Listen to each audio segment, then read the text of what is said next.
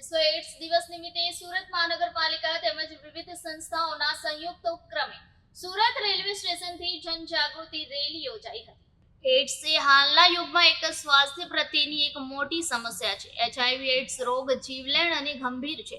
તબીબી ભાષામાં તેની હ્યુમન ઇમ્યુનોડેફિશિયન્સી વાયરસ તરીકે ઓળખવામાં આવે છે, જ્યારે સામાન્ય ભાષામાં એડ્સનો અર્થ એક્વાયર્ડ ઇમ્યુન ડેફિશિયન્સી સિન્ડ્રોમ થાય છે।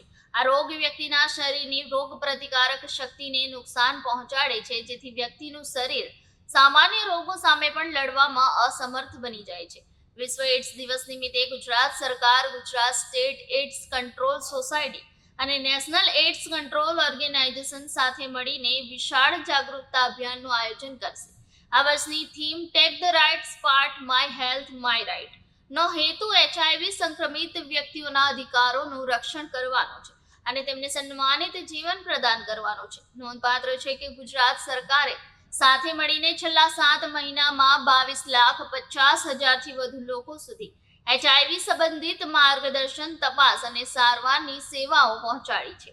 આજે વિશ્વ એડ્સ દિવસ નિમિત્તે સુરત મહાનગરપાલિકા તેમજ વિવિધ સંસ્થાઓના સંયુક્ત ઉપક્રમે સુરત રેલવે સ્ટેશનથી જનજાગૃતિ રેલી યોજી હતી, જેમાં mayor Shri Daksheshbhai Mavani, deputy mayor Shri doctor Narendrabhai Patil, doctor Vikasben, deputy commissioner Shri doctor Ashish Nayak, આરોગ્ય અધિકારી ડોક્ટર પ્રદીપ ઉમરીગર સહિત વિવિધ આગેવાનો ઉપસ્થિત રહ્યા હતા।